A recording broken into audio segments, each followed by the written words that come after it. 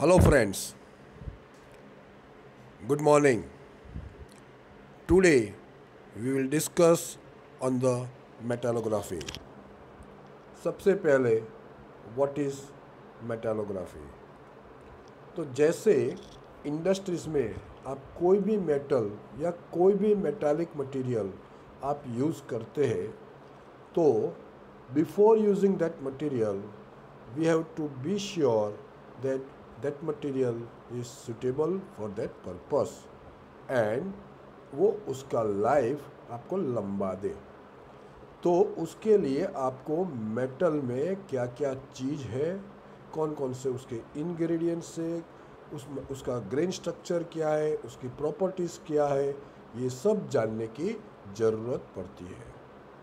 So, metallography is the study of the microstructure of all type of metallic alloys. ऐसा नहीं है कि सिर्फ प्योर मेटल का आप मेटलोग्राफी कर सकते हो।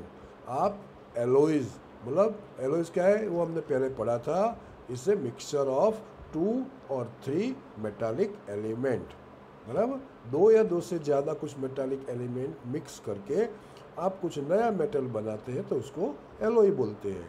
तो मेटलोग्राफी में आप क्या करते हैं, study of the microstructure of all metallic material, that includes metallic alloys.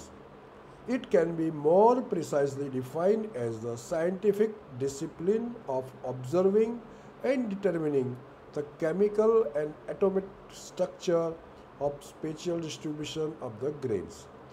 या जो उसका जो ग्रेन्स का जो स्ट्रक्चर है, उसका एटॉमिक स्ट्रक्चर है, केमिकल कंपोजिशन है, ये सब जानने का उसमें आप सीख सकते हैं।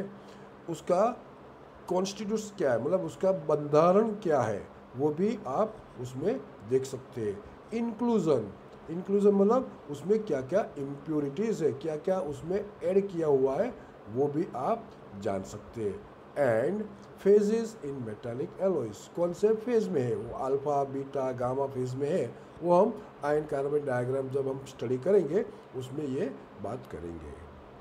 बाय एक्सटेंशन, उसमें भी थोड़ा और ज़्यादा आप जोड़े तो this same principle can be applied to the characterization of any material, कोई भी मटेरियल के ऊपर आप ये कर सकते हैं। सो मेटलोग्राफी क्या है, आप chemical, atomic structure, spatial distribution क्या है, ग्रेन साइज क्या है, उसका मटेरियल में कॉन्स्टिट्यूट्स क्या है, उसमें इंक्लूजन क्या है और कौन सा फेज है, ये सब आप मेटलोग्राफी स्टडी करेंगे तो उससे आप कर सकते हैं। Next one is the continue. Many important macroscopic properties of metallic materials are highly sensitive to the microstructure. कोई भी जैसे जो माइक्रोस्कोपिक जो प्रॉपर्टीज़ होती है वो बहुत सेंसिटिव होती है माइक्रोस्ट्रक्चर के ऊपर। क्रिटिकल मैकेनिकल प्रॉपर्टीज़ जैसे कि tensile strength, elongation, as well as other thermal और इलेक्ट्रिकल प्रॉपर्टीज़, ये जो है मैकेनिकल प्रॉपर्टीज़, मैकेनिकल में कौन कौन सी, तो टेंसाइल स्ट्रेंथ एंड इलोंगेशन, और chemical and thermal properties are directly related to the microstructure, microstructure का ये डायरेक्ट उसमें संबंध है। The understanding of the relationship between the microstructure and macroscopic properties plays a key role in the development of manufacture of materials and is the ultimate aim of metallography. Ultimate aim metallography का उद्देश्य क्या है सबसे ज़्यादा, तो understanding of the relationship between the microstructure and macroscopic properties, उसका micro structure क्या है, जैसे कोई भी मटेरियल आपने यूज़ किया है कोई भी स्ट्रक्चर या कोई भी वर्क पीस बनाने के लिए, तो उसका माइक्रो स्ट्रक्चर क्या है और उसकी प्रॉपर्टीज़ मैक्रोस्कोपिक प्रॉपर्टीज़ क्या है, ये दो मेटलोग्राफी से आप जान सकते हैं। और उससे उस दोनों का रिलेशन भी होता है कि माइक्रो स्ट्रक्चर एक्स है तो उसका मैक्रोस्कोपिक प्रॉपर्टीज़ ये होगा, माइक्रो स्ट्रक्चर वाई है तो उसका मैक्रोस्कोपिक प्रॉपर्टीज़ ये होगा, बराबर। तो इस हिसाब से मेटलोग्राफी में आप ये जान सकते हैं। Some of the earliest correlation between the microstructure and macroscopic properties establish in metallography using light microscopes. मतलब सबसे पहले जब ये उसका माइक्रोस्ट्रक्चर जानने के लिए क्या क्या यूज़ होता था, light microscope. Light means not the आप जो प्रकाश है उसका वो माइक्रोस्कोप नहीं, थोड़ा कम कैटेगरी वाला माइक्रोस्कोप से आप ये जान सकते थे। क्या? A general increase in yield strength and hardness with decreasing grain size. आपने क्या जाना? तो यील्ड स्ट्रेंथ इंक्रीज होता है, तो यील्ड स्ट्रेंथ इंक्रीज होता है और हार्डनेस इंक्रीज होता है, विथ उसमें क्या होता है, उसका ग्रेन साइज डिक्रीज होता है। Anisotropic mechanical properties with elongated grains और prefer grains orientations. A general tendency of decrease ductility.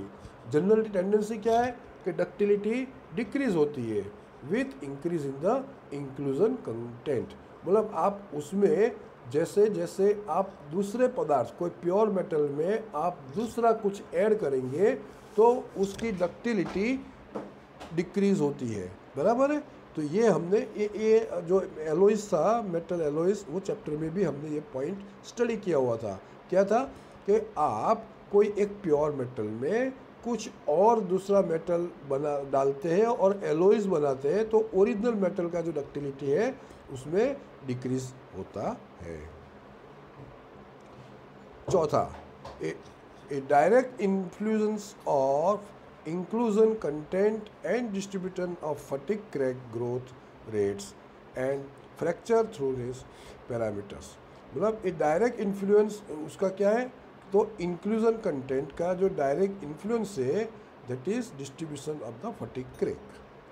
The association of failure initiation sites with material discontinuities और microstructural features such as second phase particles।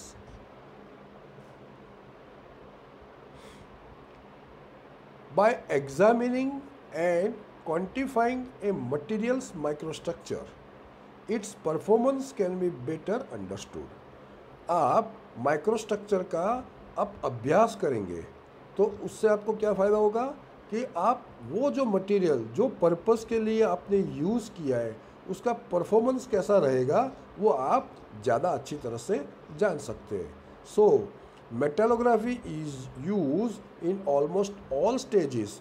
वो metallography ऐसा नहीं है कि आप कोई नया प्रोडक्ट बनाते हैं तभी यूज़ होता है, वो कहाँ कहाँ पे यूज़ होता है, during the life time of A component. Component का पूरा अगर वो यूज़ में है तो आप कोई भी, जैसे मान लो कोई एक कंपोनेंट 10 साल तक चलता है तो 1 साल के बाद में भी आप उसका मेटलोग्राफी कर सकते हैं, 2 साल के बाद भी कर सकते हैं, 5 साल के बाद भी कर सकते हैं, बराबर।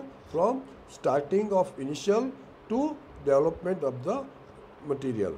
देन इंस्पेक्शन के दौरान भी यूज़ कर सकते हैं, उसके बाद प्रोडक्शन के दौरान भी यूज़ कर सकते हैं, और प्रोडक्शन के दौरान जो दूसरी मैन्युफैक्चरिंग प्रोसेसेस हो सकती है, वो जैसे मान लो कि आपको प्रोडक्शन के दौरान पता चला कि कोई एक मटेरियल में मेटलोग्राफी करने से पता चला कि उसका ये टेंडेंसी है, तो आप वो टेंडेंसी को अवॉइड करने के लिए आप आपका मैन्युफैक्चरिंग प्रोसेस चेंज भी कर सकते हैं, so that there is a chance of better और क्वालिटी प्रोडक्ट। और ये सो आपने जो प्रोडक्ट बनाया है वो जब फेलियर होता है या उसका लाइफ ओवर हो जाता है, उसके बाद में भी आप माइक्रोस्कोपिक प्रॉपर्टीज मेटलोग्राफी से जान सकते हैं। The principles of metallography helps to ensure product reliability. मतलब एक लाइन में हम बोले तो मेटलोग्राफी आप प्रोडक्ट की रिलायबिलिटी जानने के लिए आप यूज कर सकते हैं। The science of metallography is essentially the study of the structural characteristics और constitutions of metal or an alloy in relation to its physical and mechanical properties। Mainly मेटलोग्राफी क्या है? इट्स अ साइंस, बराबर। तो उसमें आप क्या स्टडी करेंगे? Structural characteristics और कॉन्स्टिट्यूशंस ऑफ द मेटल और एन एलॉय। मेटल का कॉन्स्टिट्यूशन क्या है या एलॉय का कॉन्स्टिट्यूशन क्या है, बराबर। और वो कॉन्स्टिट्यूशन के सामने उसका फिजिकल एंड मैकेनिकल प्रॉपर्टीज कैसा रहता है ये आप जान सकते हैं। Metallography consist of microscopy and microscopy. ये मेटलोग्राफी है उसको दो भाग में डिवाइड किया है, मैक्रोस्कोपी एंड माइक्रोस्कोपी। माइक्रोस्कोपी क्या है? तो macroscopy involve study of metals by unaided eyes और by using microscope having lower magnification up to 10 times.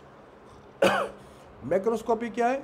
तो आप कोई भी प्रोडक्ट या कोई भी मेटल या एलॉयज का आप आँख से या माइक्रोस्कोप यूज़ करके आप उसका स्टडी करेंगे तो उसको मैक्रोस्कोपी बोलते हैं। लेकिन आप माइक्रोस्कोप कौन सा यूज़ करेंगे? जिसका मैग्निफिकेशन अप टू 10 टाइम्स हो। 10 टाइम्स मतलब कोई एक प्रोडक्ट आपको 5 मिलीमीटर लंबा है तो माइक्रोस्कोप के अंडर में आपको वो 50 mm लंबा दिखना चाहिए। That is the magnification of 10 times. This type of observation gives the information about structure present of the defects. मतलब ये मैक्रोस्कोपी में आपको क्या मालूम पड़ेगा? आपका डिफेक्ट्स का प्रेजेंस है या नहीं है वो मालूम पड़ेगा। दूसरा माइक्रोस्कोपी। माइक्रोस्कोपी में क्या होता है? तो आप उसमें माइक्रोस्कोप यूज़ करते हैं लेकिन उसका मैग्नीट्यूड 60 to 2000 टाइम्स होता है। मतलब आप कोई 1 मिलीमीटर लंबा प्रोडक्ट चेक कर रहे हैं तो माइक्रोस्कोप के अंडर में आपको 60 मिलीमीटर से लेके 2000 मिलीमीटर लंबाई तक का वो दिखेगा। That is known as the magnification of microscopy. और माइक्रोस्कोप का मैग्निफिकेशन क्या है? तो 60 टाइम्स टू 2000 टाइम्स। मतलब मैक्रोस्कोपी में आपको 10 टाइम्स तक का दिखता है तो सिर्फ आप उसमें क्या है कि structure presence of the defect वो आप जान सकते हैं। लेकिन माइक्रोस्कोपी का मैग्निफिकेशन कितना है? 60 to 2000 times. Due to higher magnification it is possible to get the information about grain size, shape and distribution. जबकि मैक्रोस्कोपी में क्या था? आप उसमें कोई डिफेक्ट प्रेजेंट है या नहीं है वो जान सकते हैं। लेकिन माइक्रोस्कोपी में आप क्या जान सकते हैं? डिफेक्ट तो जान सकते हैं, उसके उपरांत जो भी मटेरियल है उसका ग्रेन साइज क्या है, उसका शेप क्या है और उसका ग्रेन का डिस्ट्रीब्यूशन कैसा है वो भी आप जान सकते हो। माइक्रोस्कोपिक एग्जामिनेशन टेक्निक्स क्या क्या है?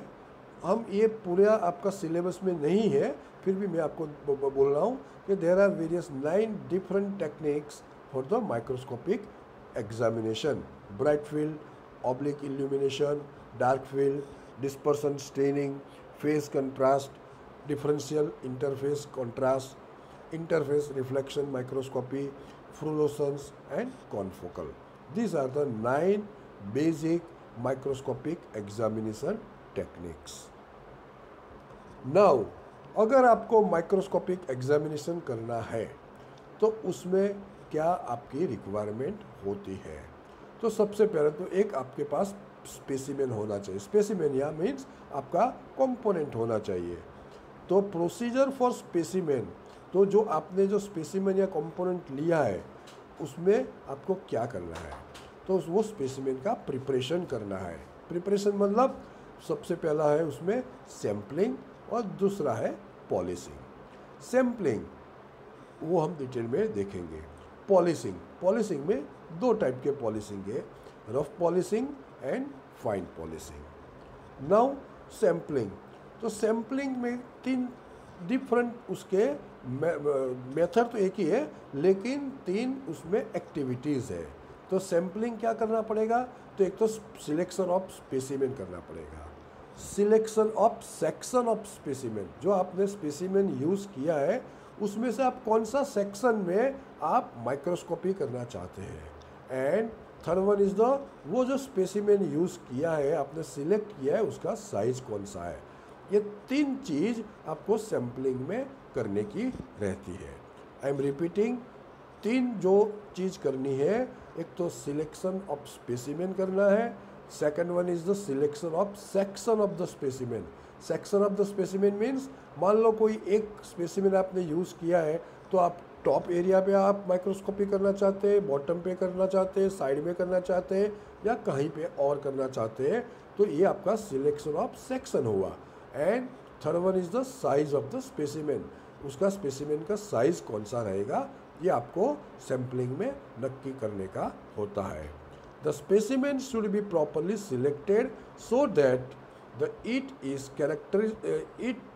characteristics of the material and should fulfill the object of the examination। आपका स्पेसिमेन सैम्पलिंग सिलेक्शन इस तरह से होना चाहिए कि आपको जो एग्जामिनेशन करना है, जो माइक्रोस्कोपिक एग्जामिन करना है, वो आपका फुलफिल हो। If it is to be determined whether a given metal is anneal और cold work condition, then the specimen must be taken out from the longitudinal section. आपको अगर पता है कि ये जो आपने स्पेसिमेन सिलेक्ट किया है वो एनलिंग किया हुआ है या कोल्ड वर्क किया है, तो आपको जो भी आपका स्पेसिमेन है उसको लॉन्जिट्यूडल सेक्शन में आपको उसको एग्जामाइन करना है। सेकंड चीज़ क्या होती है, पहला हुआ सैम्पलिंग, सिलेक्शन ऑफ सैंपल, दूसरा हुआ सैंपल सिलेक्ट करने के बाद उसको आपको पॉलिशिंग करना है। पॉलिशिंग में दो चीज़ है, रफ पॉलिश और फाइन पॉलिश। रफ पॉलिशिंग में क्या होता है, then you have to top, आप जो भी स्पेसिमेन है उसका टॉप एंड बॉटम सरफेस आपको फ्लैट करना है और पैरेलल करना है एक दूसरे से। मान लो कि कोई एक सरफेस आपने किया है तो दूसरा सरफेस, उसका नीचे वाला सरफेस उसको पैरेलल हो। ऐसा नहीं कि नीचे वाला को कोई एक डिग्री में किया है, ऊपर वाला कोई अलग डिग्री में किया है। सो दोनों सरफेस को आपको मशीनिंग करना है या पॉलिशिंग करना है, and you have to make it flat and parallel to each other. तो आप कैसे करेंगे, अगर आपको उसको रफ पॉलिशिंग करना है then you have to use the file. जो आपको जो वर्कशॉप में जो फिटिंग शॉप होता है उसमें जो फाइलिंग होता है वो फाइल आपको यूज़ करना है, और बाय द मशीनिंग, मशीनिंग मतलब आपको वो लेथ के ऊपर पकड़ के आपको उसको फेसिंग करना है, बराबर। सो दैट उसके बाद में आप समझ सकते हैं कि आपने ये रफ पॉलिशिंग का काम ख़त्म किया है। लेकिन ये रफ पॉलिशिंग करने के दौरान अगर आप फाइलिंग करते हैं या मशीनिंग करते हैं तो आपका जो भी सैंपल है या जो वर्क पीस है वो हीट होता है, गर्म होता है, सो दैट आपको उसको पानी में डाल के उसको ठंडा भी करना है। ये एक्टिविटी आती है रफ पॉलिशिंग में। Fine polishing, during this stage of polishing scratches introduced by number 000 paper or 600 paper are completely removed and specimen surface becomes scratch free। आप जो रफ पॉलिशिंग करते हैं तो उसमें स्क्रैचेस वो दोनों फेस पे, टॉप और बॉटम फेस में होती है। तो आपको 40 नंबर का पेपर या 600 साइज नंबर का पेपर लेके आपको उसके ऊपर रब करना है, सो दैट जो भी स्क्रैचेस है वो निकल जाए। Time required in fine polishing depends on the care with which we carried out the rough polishing। अगर रफ पॉलिशिंग में बहुत कम स्क्रैचेस आएगी तो आपको फाइन पॉलिशिंग में टाइम कम लगेगा। सो रफ पॉलिशिंग आप जब करते हैं तो आप थोड़ा ध्यान रख के करें, so that there should be less scratches, so that you can save the time for the fine polishing. एक और मेथड है पॉलिशिंग का, that is electrolytic polishing. In electrolytic polishing the specimen to be polish is made anode. मैं आपको उसके बाद में एक फिगर दिखाऊंगा, वो फिगर में आप बहुत अच्छी तरह से समझ पाएंगे इलेक्ट्रोलाइटिक पॉलिशिंग क्या होता है। तो आप जो स्पेसिमेन है आप उसको एनोड के तरफ पे आप यूज़ करेंगे और इलेक्ट्रोलाइट सेल बनाएंगे, and by using a suitable cathode. दूसरा आपको जो कैथोड यूज़ करना है, a direct current is pass from an external source which results in the anodic dissolution. Experimental setup for the electrolytic polishing is shown in the figure. ये जो आपका जो figure है उसमें ये दिखाया हुआ है।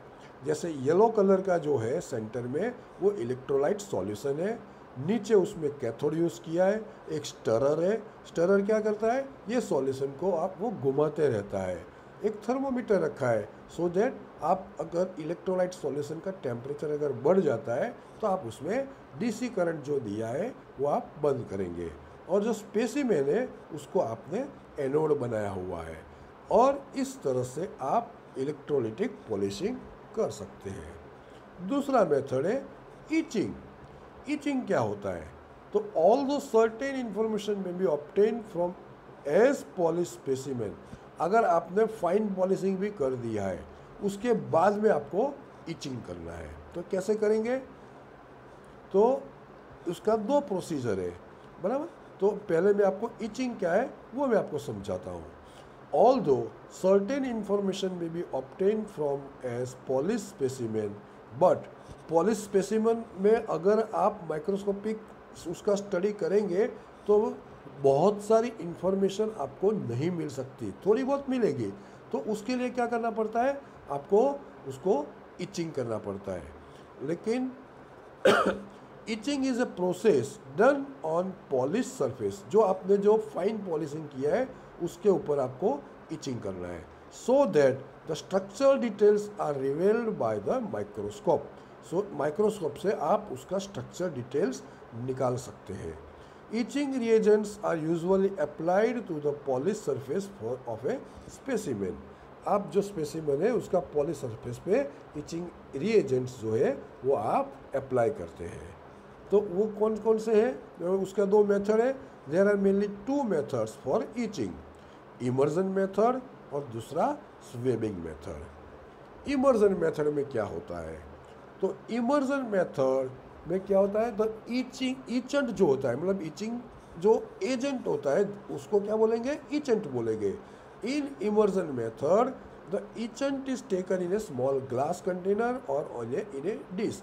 आपका स्पेसिमेन कैसा है, कौन से साइज का है, इस हिसाब से अगर आपको डिश में लेना है या प्लेट में लेना है या स्मॉल कंटेनर में या कोई ग्लास में लेना है, उसमें आप इचेंट या इचिंग एजेंट लेंगे, और आपका जो वर्क पीस है आप उसमें डुबोएंगे पूरा, बराबर है। तो कैसे डुबोएंगे? With the help of tongs. Tongs मतलब कोई पकड़ने वाला, जैसे कोई चिपिया है इस हिसाब से, या डायरेक्टली यू कैन आपका फिंगर टिप से पकड़ के आप उसमें डाल सकते हैं। ड्यूरिंग इचिंग जो आपने जो फाइन पॉलिशिंग किया हुआ है वो सरफेस क्या होगा? थोड़ा डल हो जाएगा। तो ये जो दोनों सरफेस आप टॉप और बॉटम जो आपने फाइन पॉलिशिंग किया है वो डल हो जाता है। Etching process should be stop as soon as the desired degree of darkness is observe. आपको जितना डल चाहिए वो मिल जाए उसके बाद में आपको वो कंपोनेंट इचेंट में से बाहर निकाल देना है, और बाहर निकालने के बाद आपको उसमें मिथाइल, इथाइल और आइसोप्रोपिल अल्कोहल से आपको उसको साफ़ करना है, और वो साफ़ करने के बाद आपको उसको पानी से भी साफ़ करना है, और पानी से साफ़ करने के बाद आप उसको गर्म हवा से सुखाएंगे। तो ये हुआ आपका इमर्जन मेथड। दूसरा मेथड क्या है? तो स्वेबिंग मेथड। स्वेबिंग मेथड में क्या है कि आपको instead of dipping this work piece in the etchant, आपको उसको क्या करना है? जो एक प्योर कॉटन का जो क्लॉथ होता है जो सबसे क्लीन होता है, आपको वो पॉलिश सरफेस को उसके ऊपर रब करना है और उसको आपको डल करना है। In swabbing method the polish surface of the specimen is to be swabbed with a soft cotton which is saturated with the etchant. लेकिन वो जो कॉटन होता है उसमें इचेंट तो होता ही है। पहले क्या था? इमर्जन मेथड में आप पूरे का पूरा वर्क पीस इचेंट में डालते थे। यहाँ पे आपको ऐसा नहीं करना है। आपको जो क्लीन क्लॉथ है कॉटन का उसको आपको इचेंट में डुबोने का है, और उसके बाद में आपको स्पेसिमेन को उसके ऊपर रब करना है। और कब तक रब करना है? जब तक आपका पॉलिश सरफेस आपको जितना भी डल चाहिए वो डल हो जाए, तब का आपको उसको स्वेबिंग करना है। तो ये इचिंग का दो प्रोसीजर है, इमर्जन मेथड और स्वेबिंग मेथड। अभी ये जो आपका वर्क पीस तैयार हो गया उसके बाद में आप उसको माइक्रोस्कोप के अंडर में ले जाएंगे। Microscope is a device for obtaining more resolution and magnification so that final details can be clearly examined. वो माइक्रोस्कोप कैसा होना चाहिए, उसका मैग्निफिकेशन 60 टाइम्स टू 2000 टाइम्स का होना चाहिए। ये फिगर में आपको दिखाता हूँ कि जो माइक्रोस्कोप कैसा होता है। तो ये माइक्रोस्कोप ऐसा होता है। आप लाइट सोर्स है आपके राइट हैंड साइड पे, वहाँ सबसे नीचे आपने स्पेसिमेन रखा है, एक जो प्लेट रखा हुआ है, ग्लास प्लेट है, वो आपका जो लाइट सोर्स है उसके ऊपर जाता है, वहाँ से लाइट रिफ्लेक्ट होकर नीचे स्पेसिमेंस पे आता है, और स्पेसिमेन से वो लाइट ऑब्जेक्टिव के थ्रू आपका आईपीस है उसमें आता है, और वो आपका जो स्पेसिमेन है उसमें सरफेस में क्या क्या चीज़ है वो आप उसमें देख सकते हैं। तो मैं आपको डिटेल में थोड़ा उसका बताता हूँ। मैं ये जितना बोला ये सब यहाँ पे लिखा हुआ है। Light from an electric bulb और some suitable source falls on silvered portion of a semi silver glass plate kept at 45 degree to the vertical axis in the movable tube. बराबर है।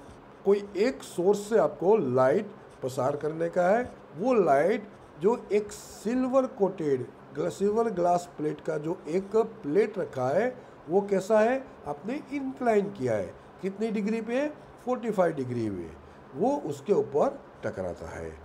This light rays gate reflected vertically downwards, वहाँ से light reflect होके downward नीचे आता है, travel through the objective and fall on the specimen, जो सबसे नीचे स्पेसिमेन रखा है उसके ऊपर वो आता है। The light rays reflected by flat and polish specimen surface travel through the objective and transparent portion of the semi silver glass plate and come to the eye piece, वो नीचे से टकरा के वापस ऊपर आपका आई पीस जो रखा है वहाँ पे जाता है। So this is about the microscopic examination. Now there are 6 questions that you have to answer. Number 1, what is metallography? Number 2, explain correlation between microstructure and macroscopic properties. Third one, which are the microscopic examination techniques? जो मैंने 9 लिखा था वो, these are the 9 different microscopic examination techniques. Explain sampling and polishing. Explain electrolytic polishing with sketch. Explain functioning of optical metallurgical microscope with sketch. Thank you.